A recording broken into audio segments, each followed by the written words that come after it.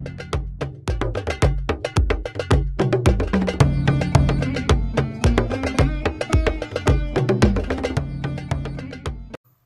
எல்லாருமே மகா சிவராத்திரியை பத்தி கேள்விப்பட்டிருப்போம். என்ன ஒரு கூற்று எல்லாருமே முன் வைப்பாங்க அப்படின்னா, நீங்க எத்தனை ஜென்மத்துல செஞ்ச பாவமா இருந்தாலும் இந்த ஒரு நாள் இரவு கண் விழிச்சிங்க அப்படின்னா அந்த பாவம் கழிஞ்சிரும்பாங்க.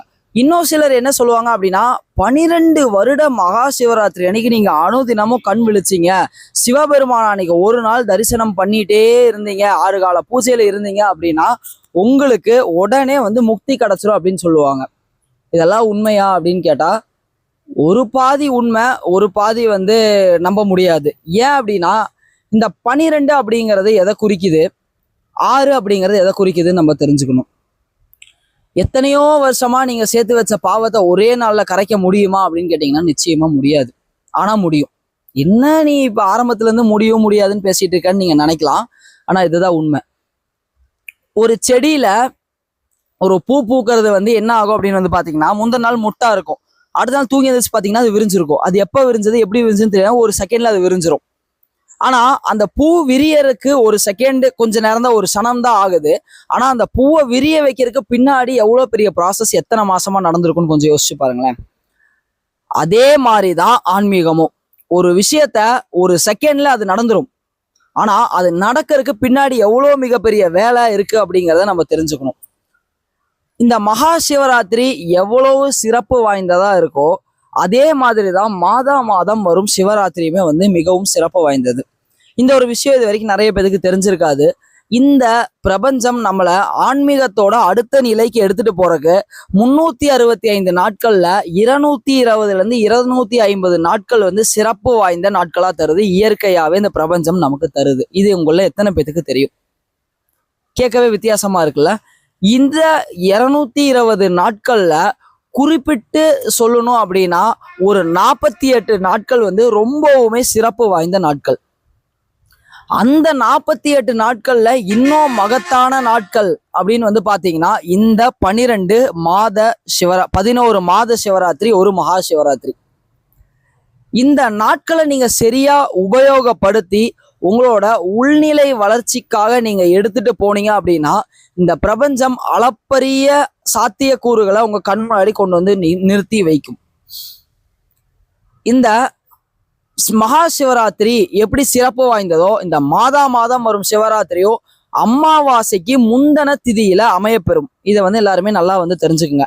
எப்படி அப்படின்னு பாத்தீங்கன்னா, இந்த மாசம் வர இந்த மகா சிவராத்திரி இருக்கு இல்லைங்களா, அமாவாசைக்கு முந்தைய திதியில அமையும். அதே மாதிரி மாதம் வரும் சிவராத்திரியுமே அமாவாசைக்கு ஒரு நாள் முன்னாடி இது அமையும் இந்த திதியில. இந்த மாத சிவராத்திரி என்ன பண்ணும் அப்படின்னு பாத்தீங்கன்னா, சிவராத்திரி அப்படிங்கிற அந்த பேர்லயே இந்த ஒரு இரவு சிவத்தன்மை எப்படி இருக்கு அப்படிங்கிறத நமக்கு முற்றிலுமா உணர்த்தி கொடுக்கக்கூடிய ஒரு சாத்தியக்கூற நமக்கு கொடுக்குற இரவாதான் இருக்கும். இப்ப எல்லாரும் என்ன பண்றாங்க அப்படின்னா, மகா சிவராத்திரி அப்படின்னா ரொம்ப கமர்ஷியலைஸ் ஆக்கிடுறாங்க. ஆட்டம் பாட்டம் கொண்டாட்டம் அப்படின்னு நம்ம போடுறோம், ஆடுறோம், குதிக்கிறோம், ஓடுறோம், உருள்றோம், அழுகிறோம். இதுதான் மகா சிவராத்திரி அப்படின்னு கேட்டீங்கன்னா நிச்சயமா கிடையாது.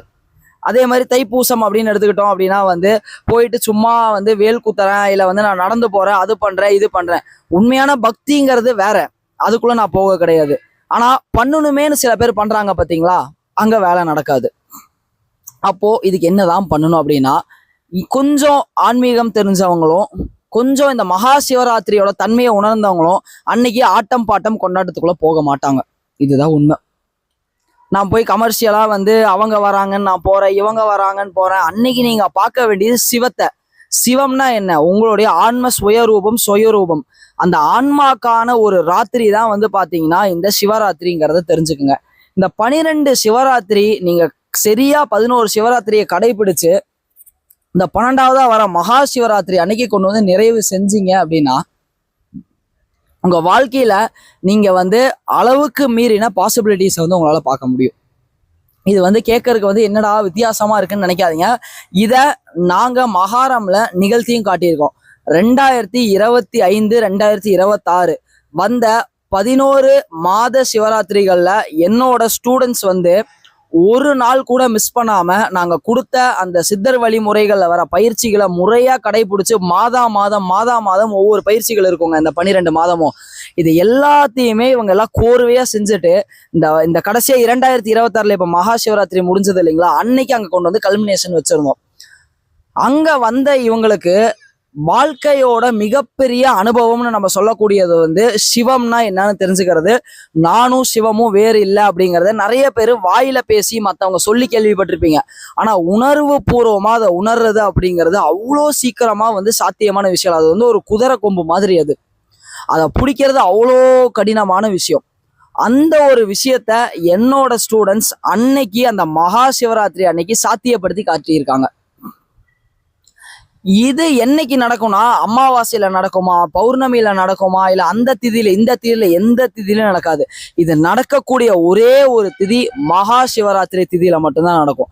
அந்த மகா சிவராத்திரியில இது நடக்கணும்னா மற்ற மாத சிவராத்திரிகளை நீங்க பயன்படுத்தி முறையான பயிற்சிகள் இந்த 11 மாதங்களுக்குமே வந்து 6 ஆதாரங்களுக்கான பயிற்சிகள், மீதி சில சூக்ஷமமான பயிற்சிகள், சூக்ஷம நாடி சுத்தியில இருந்து சில மாறுபட்ட பயிற்சிகளை நீங்க செய்யும் போதுதான் என்ன ஆகுனா, உங்களுடைய முதல்ல உடல், மனம், உயிர், ஆன்மான்னு 4மே தயாராகி 6 ஆதாரங்களுமே வந்து அந்த இடத்துல விழிப்படைஞ்சு மகா சிவராத்திரி அன்னைக்கு அதோட அந்த ஒரு சிவ தாண்டவத்தை உங்க கண்ணு முன்னாடி கொண்டு வந்து நிறுத்திட்டு போகும். அந்த சிவசக்தி சேர்க்கை எப்படி இருக்குங்கிறது அன்னைக்கு உங்களுக்கு தெரியும். ஸோ அதே மாதிரி இந்த வருடமும் நம்ம இந்த 2026-27 மாத சிவராத்திரிக்கான பாசிபிலிட்டிஸை வந்து ஓப்பன் பண்றோம். போன வருஷம் என்னோட ஸ்டூடெண்ட்ஸுக்கு மட்டும்தான் இதை ஓப்பன் பண்ணேன், வெளியே யாருக்குமே சொல்ல கிடையாது. எங்களோட ஸ்டூடெண்ட்ஸ்குள்ள நாங்கள் ஓப்பன் பண்ணி ஒரு 70 பேத்துக்கு இந்த விஷயங்களை நம்ம கொடுத்தோம். அந்த ஃபில்ட்ரேஷன் ப்ராசஸ் முடிஞ்சு கடைசியாக நாங்கள் வந்து ஒரு 30 பேர்த்த சூஸ் பண்ணி இந்த இனிஷியேஷன் கொடுத்தோம். இந்த வாட்டி நம்ம ஓப்பனாக பப்ளிக்கும் இந்த விஷயத்த வந்து அனௌன்ஸ் பண்ணுறோம். மாதம் இதுக்கான பயிற்சிகள் உங்களுக்கு கொடுக்கப்படும். அதுக்கான டீட்டெயில்ஸை அட்மின்கிட்ட வந்து நீங்கள் கேட்டு வாங்கிக்கலாம். அது மட்டும் இல்லாமல் 11 மாதம் வர சிவராத்திரியோட டேட்ஸை நான் டிஸ்கிரிப்ஷனில் மென்ஷன் பண்ணியிருக்கேன். அதை பாருங்க. அந்த நாட்களில் வந்து நீங்கள் முருகன் யோகக்கலை ஸ்டூடெண்ட்ஸாக இருந்தீங்க, இல்லை நான் இப்போ அந்த மாத சிவராத்திரி வகுப்பில் ஜாயின் பண்ணுறேன் அப்படின்னா உங்களுக்கான கைடன்ஸ் நான் கொடுக்குறேன். அதை எப்படி கொண்டு போகணுங்கிறதுக்கு நான் கேரண்டி. நீங்கள் எந்த விதமான முயற்சிகளும் செய்ய வேண்டாம். நான் சொல்கிறத மட்டுமே நீங்கள் செஞ்சுட்டு அடுத்த நிலைகளுக்கு போனால் போதும். இல்லைப்பா என்னால் அதில் சேர முடியல, எனக்கு சேர்றதுக்கு நேரம் இல்லை அப்படி இப்படின்னு ஏதாவது சொன்னீங்கன்னா அந்த நாட்களுக்கு என்னென்ன நாட்கள்ல அந்த மாத சிவராத்திரி திதி வருதுன்னு நான் கொடுத்துருக்கேன். அதை பார்த்துட்டு நீங்க உங்களுக்கான பயிற்சிகளையும் முயற்சிகளையும் செஞ்சு மகா சிவராத்திரிக்கு வெற்றி அடையிறதுக்கு என்ன பண்ணுமோ அந்த விஷயங்களை வந்து பண்ணிக்கோங்க. ஆனா நான் உட்காந்து சிவராத்திரிக்கு நான் வந்து மாதம் சிவராத்திரிக்கு சும்மா கண்ணு முழிக்கிறதுனால எந்த விதமான பிரயோஜனமும் இல்லைங்க. இதை மட்டும் நீங்க எல்லாரும் தெளிவா தெரிஞ்சுக்கங்க. கண் விழிப்பது அப்படிங்கிறது உங்க அகக்கண் விழிக்கணுமே தவிர புறக்கண்கள் இப்படியே நான் திறந்து வச்சு உட்காந்துக்கிறேன், போன் நோண்டுறேன், ரீல்ஸ் பாக்குறேன், இல்ல சிவபெருமானோட பாடல்கள் நான் கேட்கறேன், தேவாரம் கேட்கறேன், திருவாசகம் கேட்கறேன். திருவாசகத்துக்கு உருகார், ஒரு வாசகத்துக்கும் உருகார் அப்படின்னு சொல்லுவாங்க. திருவாசகத்துக்கு எது உருகணும் அப்படின்னு வந்து பாத்தீங்கன்னா உங்க ஆன்மா உருகணும். அப்ப ஆன்ம விழிப்பு ஏற்பட்டாதான் திருவாசகம் வந்து என்ன சொல்ல வருதுன்னு நமக்கு புரியும். அதை விட்டுட்டு ஹெட்ஃபோன் போட்டு நான் காதுல கேட்டுட்டு திருவாசகம் பாடுறாங்க, சிவபுராணம் பாடுறாங்க, இல்லைன்னா வந்து சிவவாக்கியரோட பாடல் பாடுறாங்க, இதெல்லாம் வேலைக்கு ஆகாதுங்க. நான் வந்து ஒரு இடத்துக்கு வெளியே போயிருந்தேங்க. அப்ப ஒரு பையன் ஒருத்தர் என்ன பண்ணாரு அப்படின்னா கோயில் முன்னாடி உட்காந்துக்கிட்டாருங்க. நம்ம கிப்ரான் அவர்களோட ஸ்பிரிச்சுவல் சீரீஸ் இந்த சிவவாக்கியர் சீரீஸ் பாடல் இருக்கு இல்லைங்களா, அதை வந்து சவுண்டா போட்டாருங்க. அது பாட்டுக்கு ஒரு பக்கம் பாடிட்டு இருக்கு. இவர் பாட்டு கண்ண மூடி உட்காந்து ஓம் நமசிவாய ஓம் நமச்சிவாய ஓம் நமச்சிவாயன்னு உட்காந்துருக்கிறாரு. இதனால ஏதாவது பிரயோஜனம் நடக்குமா அப்படின்னு கேட்டீங்கன்னா நிச்சயமா நடக்காது. இது நான் சொல்ல சிவவாக்கியரே சொல்றாரு. 5 எழுத்திலே பிறந்து 5 எழுத்திலே வளர்ந்து 5 எழுத்தை ஓதுகின்ற பஞ்சபூத பாவிகள் 5 எழுத்தில் ஓர் எழுத்து அறிந்து கூற வல்லீரல் அஞ்சல் என்று நாதான் நம்பளத்திலும் ஆடுமேன்னு வந்து சொல்றாரு. இந்த 5 எழுத்தோட ஓர் எழுத்து ரகசியத்தை நம்மளோட முருகன் யோகக்கலை வகுப்புகளை ஃபர்ஸ்ட் லெவலே ஓப்பனா நான் சொல்லி கொடுத்துறேன் எல்லாத்துக்கும். இதுல வந்து அந்த ரகசியத்தை அப்படி இப்படி அந்த கதையை நம்ம கிட்ட எல்லாமே ஓப்பனா அந்த இடத்துல நம்ம கிளாஸஸ்ல சொல்லி கொடுத்துறோம். ஸோ அப்படி இந்த மாதிரியான விஷயங்கள்ல வந்து சும்மா அந்த பாடலை கேட்கறேன் வாய்ப்பே கிடையாது. உள்ளார்ந்து உள்ளுக்குள்ள நெகிழ்ந்து அந்த அனுபவம் வந்து உங்களுக்குள்ள வந்து உணர்வு பூர்வமா ஏற்றி கண்ணீர் ததும்பி ஆனந்தத்துல திளைச்சு நீங்க அந்த சிவபெருமானும் நானும் ஒண்ணுதான், என் ஆன்மஸ்வரூபம் தான் அங்க பேராற்றலா இருக்கு. அந்த பேராற்றல் தான் சிறு ஆற்றலா எனக்குள்ள இருக்கு. நானா என்ன, சிவம்னா என்ன, ஆன்மானா என்ன, இந்த மூணுக்கும் இருக்க வித்தியாசம் என்ன, இந்த மூணையும் ஒண்ணு சேர்க்கும் போது அந்த இடத்துல என்ன நிகழுது, சிவம் அப்படிங்கறது இது வரைக்கும் நீங்க என்னவா பார்த்திருக்கீங்க, உண்மையான சிவத்தன்மை என்ன ஸ்வரூபத்துல இருக்கு, அதை உணர்ந்தா நமக்கு என்ன பலன், அதை உணரலன்னா என்ன மாதிரி இருக்கும், எதுக்கு உணரணும் அப்படிங்கிற விஷயம் எல்லாத்தையும் இந்த சிவராத்திரி அப்பட்டமா உங்களுக்கு சொல்லி கொடுக்கும்.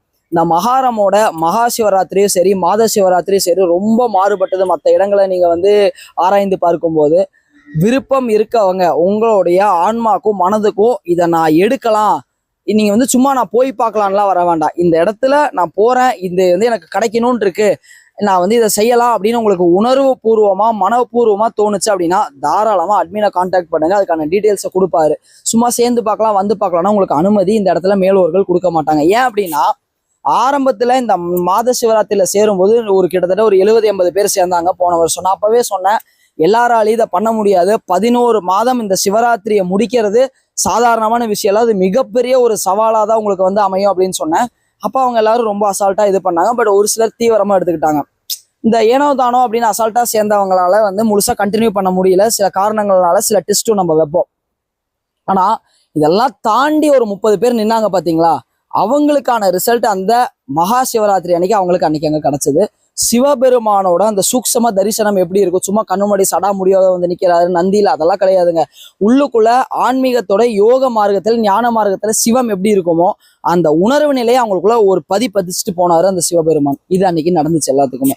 அதே ஒரு நிலை உங்க எல்லாத்துக்குமே வாய்க்கணும் அப்படின்னா தாராளமா இந்த மாத சிவராத்திரியை நீங்க பயன்படுத்திக்கலாம். இதுக்கான அந்த ஸ்லாட்ஸை உடனடியாக அட்மின்கிட்ட கேட்டு நீங்கள் மாதம் வரும், உங்களை நீங்கள் உள்ள ஜாயின் பண்ணுறதுனா பண்ணிக்கலாம். ஸோ நம்ம எல்லாரும் அடுத்தடுத்த வகுப்புகளையும் அடுத்தடுத்த வீடியோக்களையும் பார்ப்போம். நன்றி. சர்வமும் சிவமயம்.